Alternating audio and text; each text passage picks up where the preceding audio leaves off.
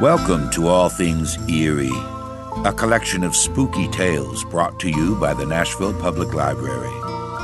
Here we welcome the unwelcome, try to settle the unsettling, and play host to the undeparted, the undead, and, shall we say, the unreasonable.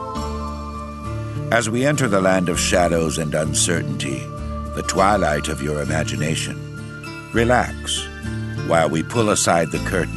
Indeed, lift the veil of the secret and unknown. And don't look around too much. It's bad for the nerves. Pull your blanket tight around you and make way for this evening's selection. Welcome back to All Things Eerie. You may not recognize the name of tonight's author, Sir Edward Bulwer-Lytton, but you have surely heard some of the more famous ideas from his writings. Bulwer-Lytton's works were well known in his time.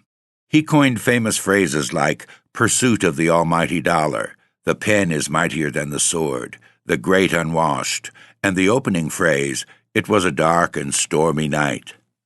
The sardonic Bulwer-Lytton Fiction Contest, held annually since 1982, claims to seek the opening sentence of the worst of all possible novels. Bulwer-Lytton's literary career began in 1820 with the publication of a book of poems and spanned much of the 19th century. He wrote in a variety of genres, including historical fiction, mystery, romance, the occult, and science fiction. He financed his extravagant way of life with a varied and prolific literary output, sometimes publishing anonymously. Among Bulwer-Lytton's lesser-known contributions to literature was that he convinced Charles Dickens to revise the ending of Great Expectations to make it more palatable to the reading public, as in the original version of the novel, Pip and Estella do not get together. Bulwer-Lytton's own private life was fraught with drama. In August 1827, he married Rosina Doyle Wheeler, a noted Irish beauty, but against the wishes of his mother, who withdrew his allowance, forcing him to work for a living. They had two children, Emily Elizabeth Bulwer-Lytton and Edward Robert Lytton Bulwer-Lytton, 1st Earl of Lytton, who became Governor-General and Viceroy of British India from 1876 to 1880. His writing and political work strained their marriage, and his infidelity embittered Rosina. In 1833, they separated acrimoniously, and in 1836 the separation became legal. 3 years later, Rosina published a near-libelous fiction satirizing her husband's alleged hypocrisy. In June 1858, when her husband was standing as parliamentary candidate for Hertfordshire, she denounced him publicly. He retaliated by threatening her publishers, withholding her allowance, and denying her access to their children. Finally, he had her committed to a mental asylum, but she was released a few weeks later after a public outcry. This she chronicled in a memoir, A Blighted Life, published in 1880. She continued attacking her husband's character for several years thereafter. Bulwer-Lytton had long suffered from a disease of the ear, and for the last 2 or 3 years of his life lived in Torquay nursing his health. After an operation to cure deafness, an abscess formed in the ear and burst. He endured intense pain for a week and died at 2 a.m. on 18th of January, 1873, just short of his 70th birthday.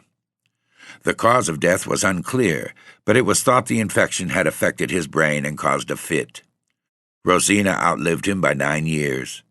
Against his wishes, Bulwer-Lytton was honored with a burial in Westminster Abbey. His unfinished history, Athens, Its Rise and Fall, was published posthumously.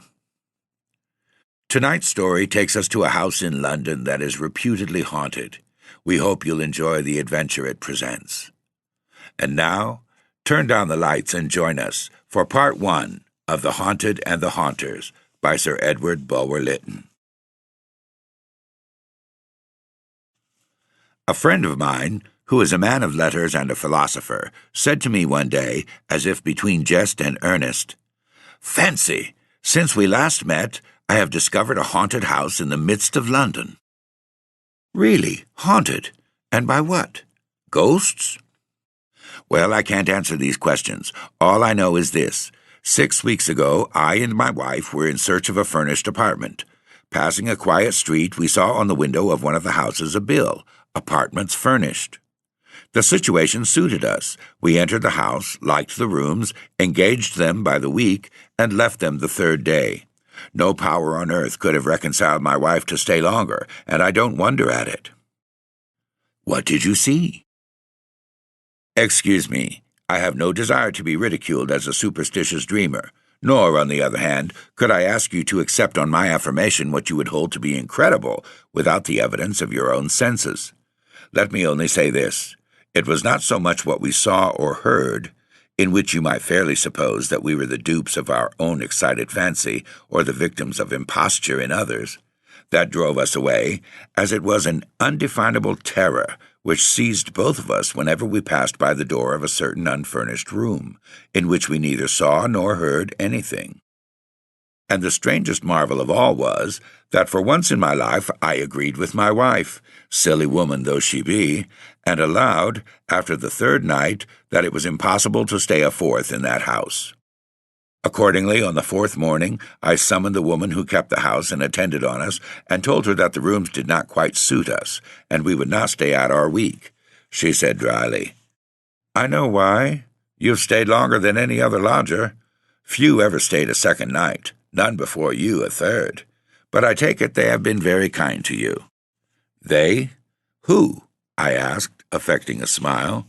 "Why, they who haunt the house, whoever they are."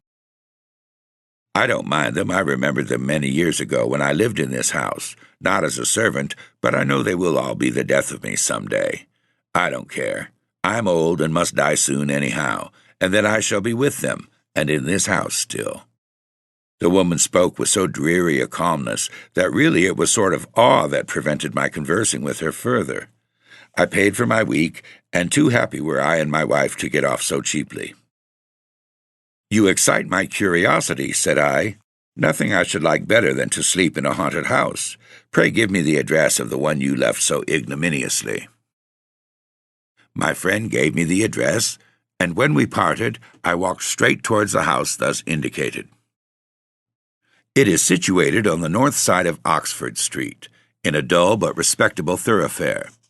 I found the house shut up, no bill at the window, and no response to my knock.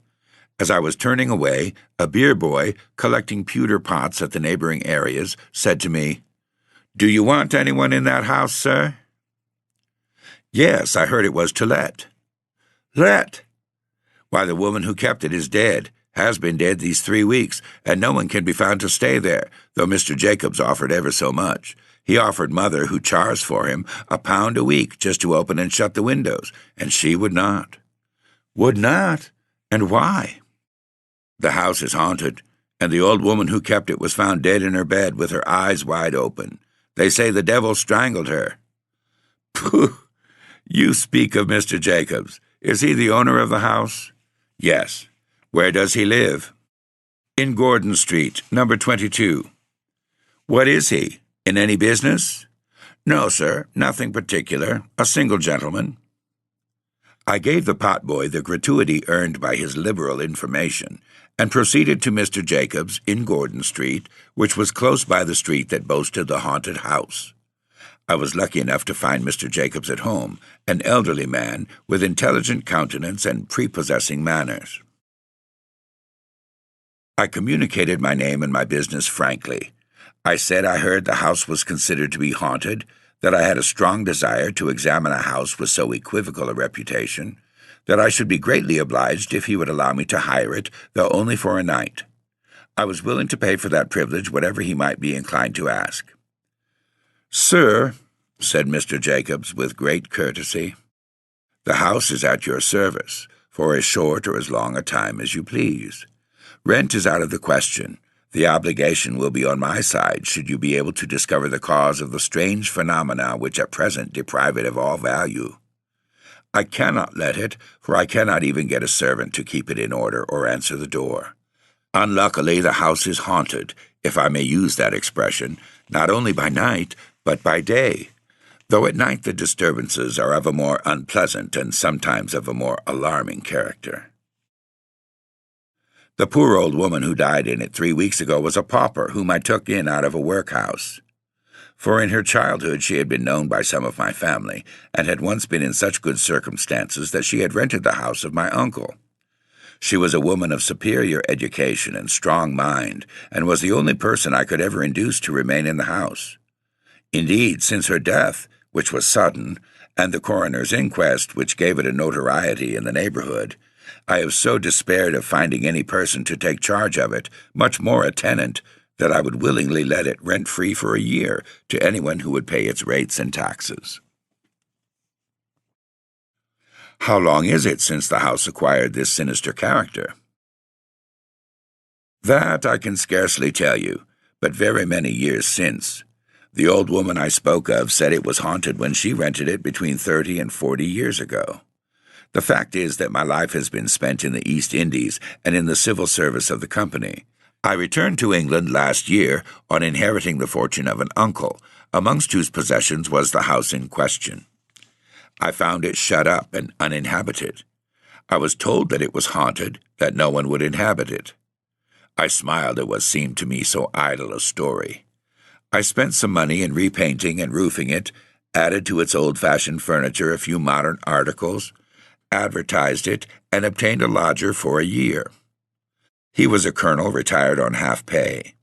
He came in with his family, a son and a daughter, and 4 or 5 servants. They all left the house the next day, and although they deposed that they had all seen something different, that something was equally terrible to all.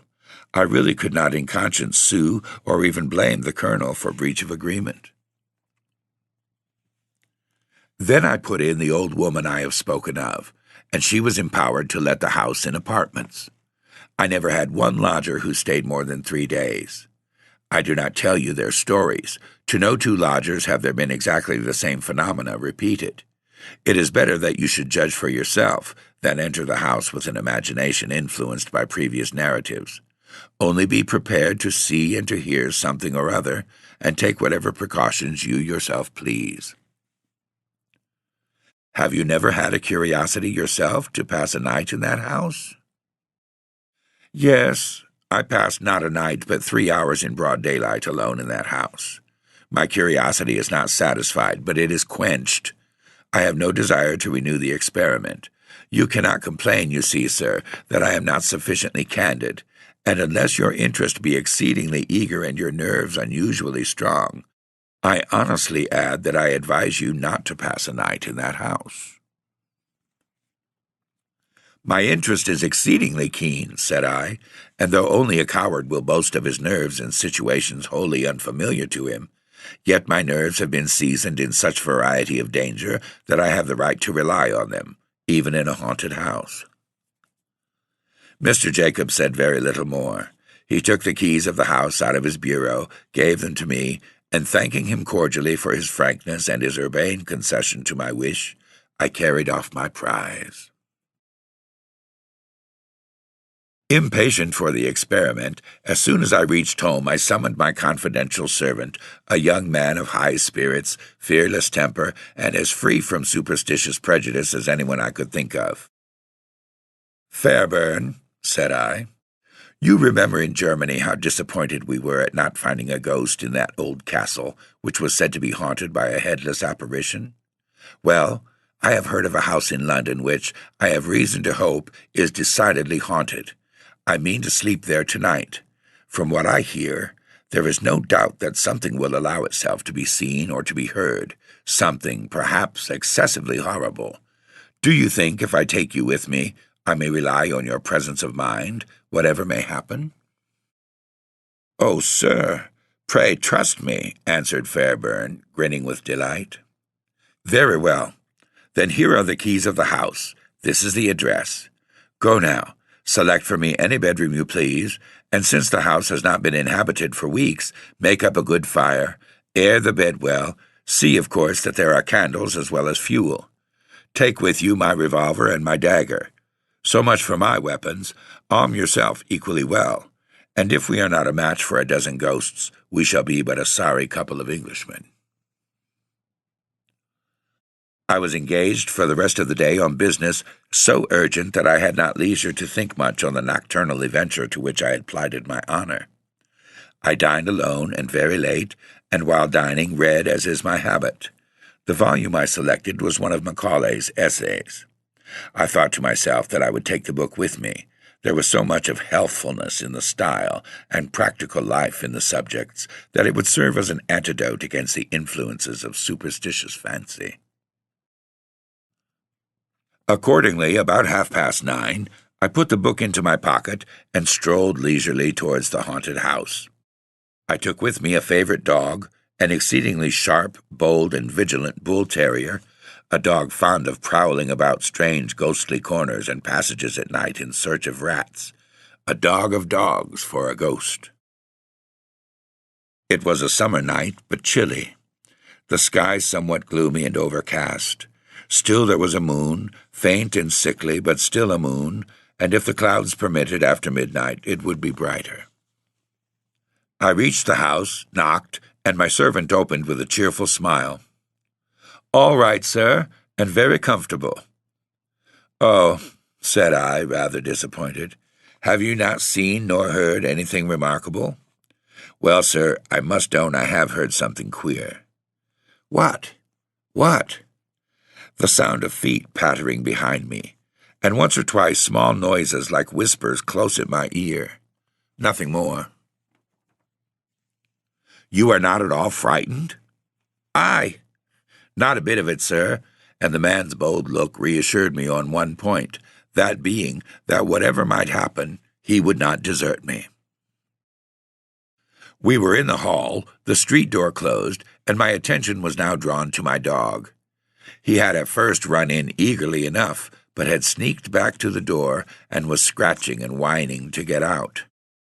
After patting him on the head and encouraging him gently, the dog seemed to reconcile himself to the situation, and followed me and Fairburn through the house, but keeping close at my heels instead of hurrying inquisitively in advance, which was his usual and normal habit in all strange places. We first visited the subterranean apartments, the kitchen and other offices, and especially the cellars, in which there were 2 or 3 bottles of wine still left in a bin, covered with cobwebs, and evidently, by their appearance, undisturbed for many years. It was clear that the ghosts were not wine-bibbers. For the rest, we discovered nothing of interest. There was a gloomy little backyard with very high walls. The stones of this yard were very damp, and what with the damp and what with the dust and smoke grime on the pavement, our feet left a slight impression where we passed. And now appeared the first strange phenomenon witnessed by myself in this strange abode. I saw, just before me, the print of a foot suddenly form itself, as it were. I stopped, caught hold of my servant, and pointed to it. In advance of that footprint, as suddenly dropped another. We both saw it. I advanced quickly to the place. The footprint kept advancing before me, a small footprint, the foot of a child. The impression was too faint thoroughly to distinguish the shape, but it seemed to us both that it was the print of a naked foot. This phenomenon ceased when we arrived at the opposite wall, nor did it repeat itself on returning. We remounted the stairs and entered the rooms on the ground floor. A dining parlor, a small back parlor, and a still smaller third room that had been probably appropriated to a footman, all still as death.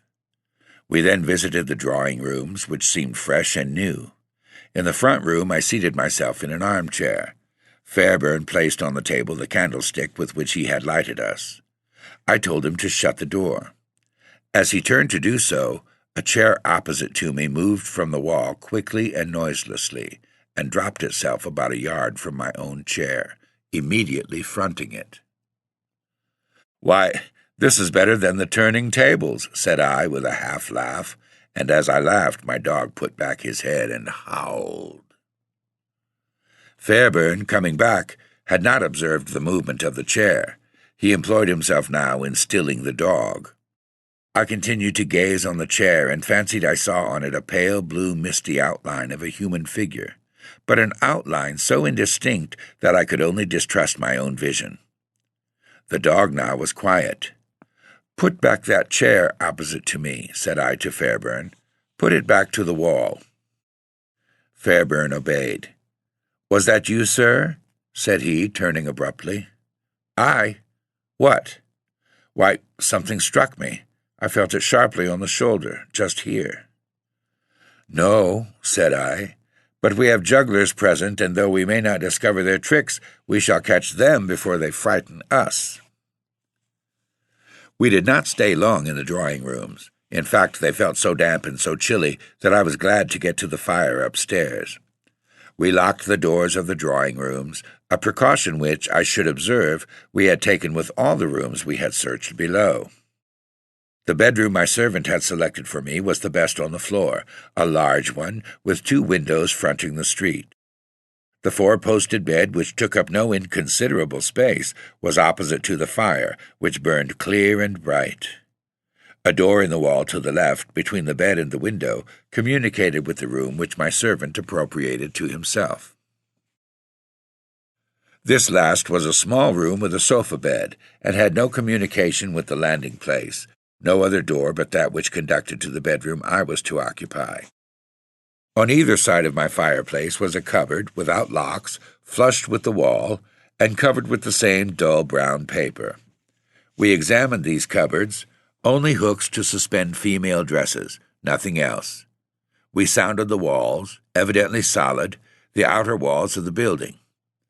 Having finished the survey of these apartments, warmed myself a few moments, and lighted my cigar, I then, still accompanied by Fairburn, went forth to complete my reconnoitre. In the landing place there was another door. It was closed firmly. "Sir," said my servant in surprise, "I unlocked this door with all the others when I first came. It cannot have got locked from the inside, for it is a—" Before he had finished his sentence, the door, which neither of us then was touching, opened quietly of itself. We looked at each other a single instant. The same thought seized both. Some human agency might be detected here. I rushed in first. My servant followed.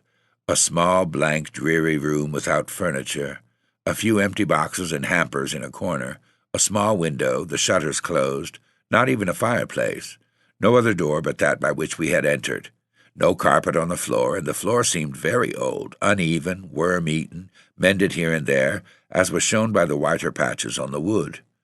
But no living being, and no visible place in which a living being could have hidden. As we stood gazing around, the door by which we had entered closed as quietly as it had before opened. We were imprisoned. For the first time I felt a creep of undefinable horror. Not so my servant. "Why, they don't think to trap us, sir. I could break that trumpery door with a kick of my foot." "Try first if it will open to your hand," said I, shaking off the vague apprehension that had seized me, "while I open the shutters and see what is without." I unbarred the shutters. The windows looked on the little backyard I have before described. There was no ledge without, nothing but sheer descent. No man getting out of that window would have found any footing till he had fallen on the stones below. Fairburn, meanwhile, was vainly attempting to open the door. He now turned round to me and asked my permission to use force.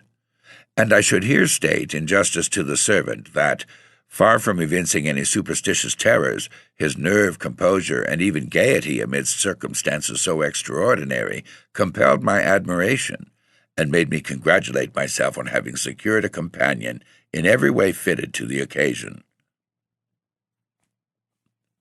I willingly gave him the permission he required. But though he was a remarkably strong man, his force was as idle as his milder efforts. The door did not even shake to his stoutest kick. Breathless and panting, he desisted. I then tried the door myself, equally in vain. As I ceased from the effort, again that creep of horror came over me, but this time it was more cold and stubborn. I felt as if some strange and ghastly exhalation were rising up from the chinks of that rugged floor and filling the atmosphere with a venomous influence hostile to human life. The door now very slowly and quietly opened as of its own accord. We precipitated ourselves into the landing place. We both saw a large pale light, as large as the human figure, but shapeless and unsubstantial, move before us and ascend the stairs that led from the landing into the attics. I followed the light, and my servant followed me. It entered, to the right of the landing, a small garret of which the door stood open. I entered in the same instant. The light then collapsed into a small globule, exceedingly brilliant and vivid, rested a moment on a bed in the corner, quivered, and vanished. We approached the bed and examined it, a half-tester, such as is commonly found in attics devoted to servants. On the drawers that stood near it we perceived an old faded silk kerchief, with the needle still left in a rent half repaired. The kerchief was covered with dust. Probably it had belonged to the old woman who had last died in that house, and this might have been her sleeping room. I had sufficient curiosity to open the drawers. There were a few odds and ends of female dress, and 2 letters tied round with a narrow ribbon of faded yellow. I took the liberty to possess myself of the letters. We found nothing else in the room worth noticing, nor did the light reappear, but we distinctly heard, as we turned to go, a pattering footfall on the floor, just before us. We went through the other attics, in all 4, the footfall still preceding us. Nothing to be seen, nothing but the footfall heard. I had the letters in my hand. Just as I was descending the stairs, I distinctly felt my wrist seized, and a faint, soft effort made to draw the letters from my clasp. I only held them the more tightly, and the effort ceased. We regained the bedchamber appropriated to myself, and I then remarked that my dog had not followed us when we had left it. He was thrusting himself close to the fire and trembling. I was impatient to examine the letters, and while I read them, my servant opened a little box in which he had deposited the weapons I had ordered him to bring, took them out, placed them on a table close at my bedhead, and then occupied himself in soothing the dog, who, however, seemed to heed him very little. The letters were short, they were dated, the dates exactly 35 years ago. They were evidently from a lover to his mistress, or a husband to some young wife. Not only the terms of expression, but a distinct reference to a former voyage indicated the writer to have been a seafarer. The spelling and handwriting were those of a man imperfectly educated, but still the language itself was forcible. In the expressions of endearment there was a kind of rough, wild love, but here and there were dark, unintelligible hints at some secret not of love, some secret that seemed to crime. "We ought to love each other," was one of the sentences I remember, for how everyone else would execrate us if all was known. Again, "Don't let anyone be in the same room with you at night. You talk in your sleep." And again, "What's done can't be undone, and I tell you there's nothing against us unless the dead could come to life." Here there was underlined in a better handwriting, a female's, "They do." At the end of the latest letter in date, the same female hand had written these words, "Lost at sea the 4th of June, the same day as—" I put down the letters and began to muse over their contents. Fearing, however, that the train of thought into which I fell might unsteady my nerves, I fully determined to keep my mind in a fit state to cope with whatever of marvelous the advancing night might bring forth. I roused myself, laid the letters on the table, stirred up the fire, which was still bright and cheering, and opened my volume of Macaulay. I read quietly enough till about 11:30. I then threw myself dressed upon the bed, and told my servant he might retire to his own room, but must keep himself awake. I bade him leave open the door between the 2 rooms. Thus alone, I kept 2 candles burning on the table by my bedhead.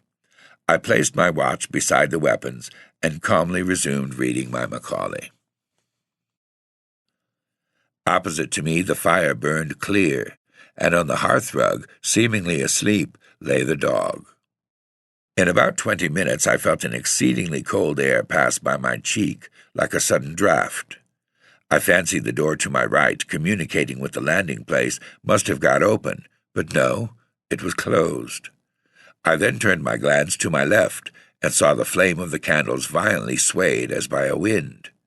At the same moment the watch beside the revolver slid from the table, softly, softly, no visible hand. It was gone. I sprang up, seizing the revolver with the one hand, the dagger with the other. I was not willing that my weapons should share the fate of the watch. Thus armed, I looked round the floor. No sign of the watch. 3 slow, loud, distinct knocks were now heard at the bedhead. My servant called out, "Is that you, sir?" "No. Be on your guard." The dog now roused himself and sat on his haunches, his ears moving quickly backwards and forwards. He kept his eyes fixed on me with a look so strange that he concentrated all my attention on himself. Slowly he rose up, all his hair bristling, and stood perfectly rigid and with the same wild stare. I had no time, however, to examine the dog. Presently my servant emerged from his room, and if ever I saw horror in the human face, it was then.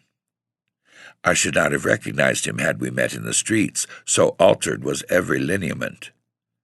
He passed by me quickly, saying in a whisper that seemed scarcely to come from his lips, "Run, run, it is after me." He gained the door to the landing, pulled it open, and rushed forth. I followed him into the landing involuntarily, calling him to stop, but, without heeding me, he bounded down the stairs, clinging to the balusters and taking several steps at a time. I heard, where I stood, the street door open, and heard it again clap to. I was left alone in the haunted house. It was but for a moment that I remained undecided whether or not to follow my servant. Pride and curiosity alike forbade so dastardly a flight. I re-entered my room, closing the door after me, and proceeded cautiously into the interior chamber. I encountered nothing to justify my servant's terror. I again carefully examined the walls to see if there were any concealed door. I could find no trace of one, not even a seam in the dull brown paper with which the room was hung. How, then, had the thing, whatever it was, which had so scared him, obtained ingress except through my own chamber? I returned to my room, shut and locked the door that opened upon the interior one, and stood on the hearth, expectant and prepared. I now perceived that the dog had slunk into an angle of the wall and was pressing himself close against it, as if literally trying to force his way into it. I approached the animal and spoke to it. The poor brute was evidently beside himself with terror. It showed all its teeth, the slaver dropping from its jaws, and would certainly have bitten me if I had touched it. It did not seem to recognize me. Whoever has seen at the zoological gardens a rabbit fascinated by a serpent cowering in a corner may form some idea of the anguish which the dog exhibited. Finding all efforts to soothe the animal in vain, and fearing that his bite might be as venomous in that state as if in the madness of hydrophobia, I left him alone, placed my weapons on the table beside the fire, seated myself, and recommenced my Macaulay. Perhaps in order not to appear seeking credit for a courage, or rather a coolness, which the reader may conceive I exaggerate, I may be pardoned if I pause to indulge in 1 or 2 egotistical remarks. As I hold presence of mind, or what is called courage, to be precisely proportioned to familiarity with the circumstance that led to it, so I should say that I had been long sufficiently familiar with all experiments that appertain to the marvelous. I had witnessed many very extraordinary phenomena in various parts of the world, phenomena that would be either totally disbelieved if I stated them, or ascribed to supernatural agencies. Now, my theory is that the supernatural is the impossible, and that what is called supernatural is only a something in the laws of nature of which we have been hitherto ignorant.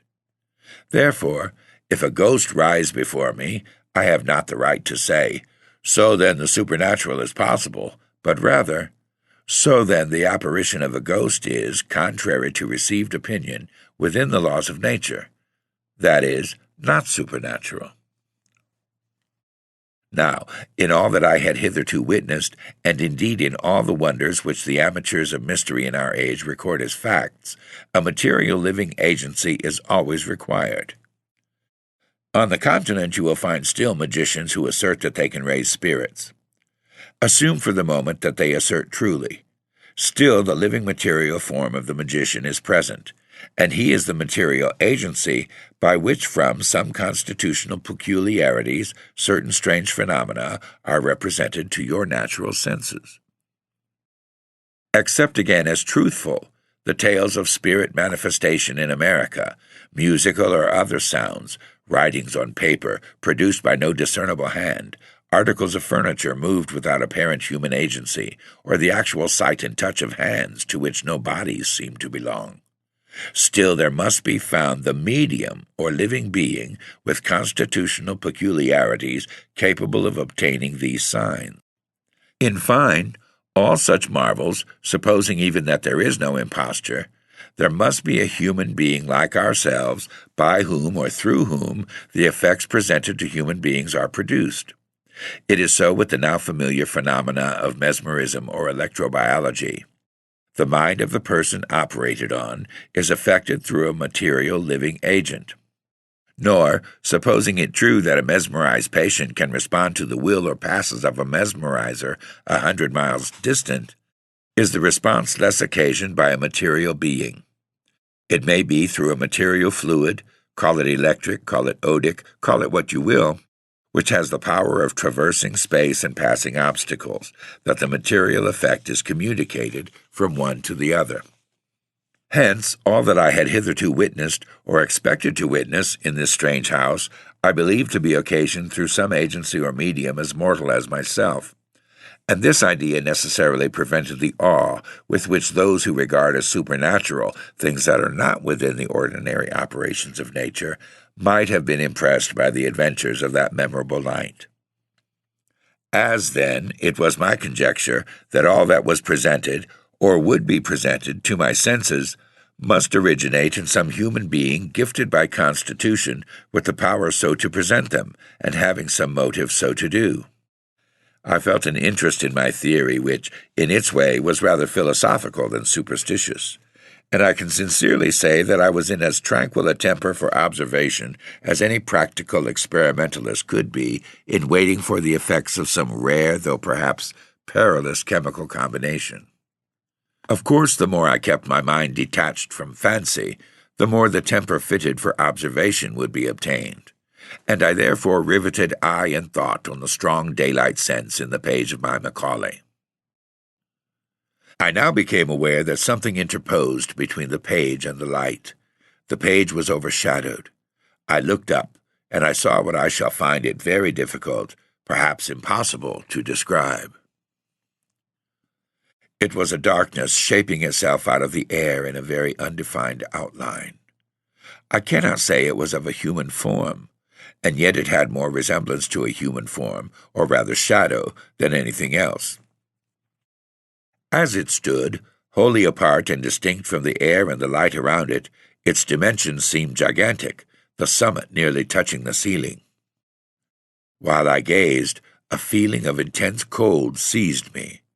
An iceberg before me could not more have chilled me, nor could the cold of an iceberg have been more purely physical.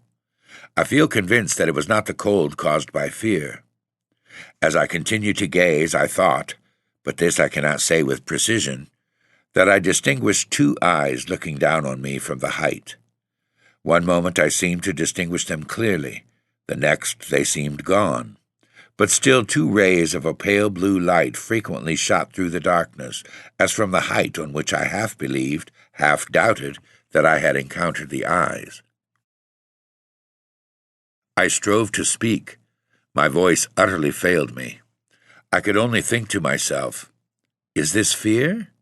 It is not fear." I strove to rise, in vain. I felt as if weighed down by an irresistible force. Indeed, my impression was that of an immense and overwhelming power opposed to my volition, that sense of utter inadequacy to cope with a force beyond men's, which one may feel physically in a storm at sea, in a conflagration, or when confronting some terrible wild beast, or rather, perhaps, the shark of the ocean. I felt morally.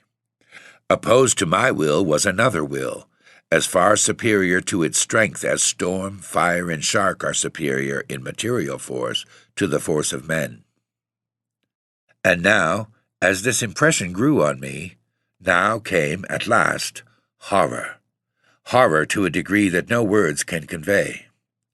Still I retained pride, if not courage, and in my own mind I said, "This is horror, but it is not fear. Unless I fear, I cannot be harmed. My reason rejects this thing. It is an illusion. I do not fear." With a violent effort, I succeeded at last in stretching out my hand towards the weapon on the table. As I did so, on the arm and shoulder I received a strange shock, and my arm fell to my side powerless. And now, to add to my horror, the light began slowly to wane from the candles. They were not, as it were, extinguished, but their flame seemed very gradually withdrawn. It was the same with the fire. The light was extracted from the fuel. In a few minutes the room was in utter darkness. The dread that came over me, to be thus in the dark and with that dark thing, whose power was so intensely felt, brought a reaction of nerve. In fact, terror had reached that climax that either my senses must have deserted me or I must have burst through the spell. I did burst through it. I found voice, though the voice was a shriek. I remembered that I broke forth with words like these, "I do not fear, my soul does not fear." And at the same time I found the strength to rise. Still in that profound gloom I rushed to one of the windows, tore aside the curtains, flung open the shutters. My first thought was, light. And when I saw the moon high, clear, and calm, I felt a joy that almost compensated for the previous terror. There was the moon. There was also the light from the gas lamps in the deserted, slumberous street. I turned to look back into the room. The moon penetrated its shadow very palely and partially, but still there was light. The dark thing, whatever it might be, was gone, except that I could yet see a dim shadow which seemed the shadow of that shade against the opposite wall. My eye now rested on the table, and from under the table, which was without cloth or cover, an old mahogany round table, there rose a hand, visible as far as the wrist. It was a hand seemingly as much of flesh and blood as my own, but the hand of an aged person, lean, wrinkled, small too, a woman's hand. That hand very softly closed on the 2 letters that lay on the table. Hand and letters both vanished. There then came the same 3 loud measured knocks I had heard at the bedhead before this extraordinary drama had commenced. As those sounds slowly ceased, I felt the whole room vibrate sensibly, and at the far end there rose, as from the floor, sparks or globules like bubbles of light, many-colored, green, yellow, fire-red, azure. Up and down, to and fro, hither, thither, as tiny will-o'-the-wisps, the sparks moved, slow or swift, each at its own caprice. A chair, as in the drawing-room below, was now advanced from the wall without apparent agency, and placed at the opposite side of the table. Suddenly, as forth from the chair, there grew a shape, a woman's shape. It was distinct as a shape of life, ghastly as a shape of death. The face was that of youth, with a strange, mournful beauty. The throat and shoulders were bare, the rest of the form in a loose robe of cloudy white. It began sleeking its long yellow hair, which fell over its shoulders. Its eyes were not turned towards me, but to the door. It seemed listening, watching, waiting. The shadow of the shade in the background grew darker, and again I thought I beheld the eyes gleaming out from the summit of the shadow, eyes fixed upon that shape. As if from the door, though it did not open, there grew out another shape equally distinct, equally ghastly, a man's shape, a young man's. It was in the dress of the last century, or rather in a likeness of such dress, for both the male shape and the female, though defined, were evidently unsubstantial, impalpable, simulacra, phantasm. And there was something incongruous, grotesque, yet fearful, in the contrast between the elaborate finery, the courtly precision of that old-fashioned garb with its ruffles and lace and buckles, and the corpse-like aspect and ghost-like stillness of the fitting wearer. Just as the male shape approached the female, the dark shadows started from the wall, all three for a moment wrapped in darkness. When the pale light returned, the two phantoms were as if in the grasp of the shadow that towered between them, and there was a blood-stain on the breast of the female, and the phantom male was leaning on its phantom sword, and blood seemed trickling fast from the ruffles, from the lace, and the darkness of the intermediate shadows swallowed them up. They were gone. And again the bubbles of light shot and sailed and undulated, growing thicker and more wildly confused in their movements. The closet door to the right of the fireplace now opened, and from the aperture there came the form of a woman, aged.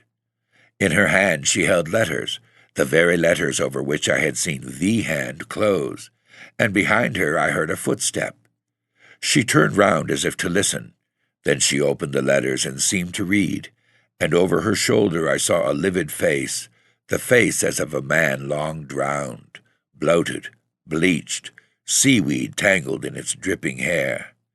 And at her feet lay a form as of a corpse, and beside the corpse there cowered a child, a miserable, squalid child, with famine in its cheeks and fear in its eyes. And as I looked in the old woman's face, the wrinkles and lines vanished, and it became a face of youth, hard-eyed, stony, but still youth, and the shadow darted forth and darkened over these phantoms as it had darkened over the last.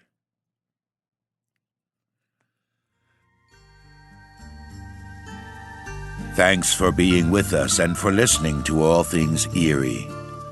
For the conclusion of our story, look for Part 2 on the Nashville Public Library website at library.nashville.org. Feel free to leave requests or suggestions.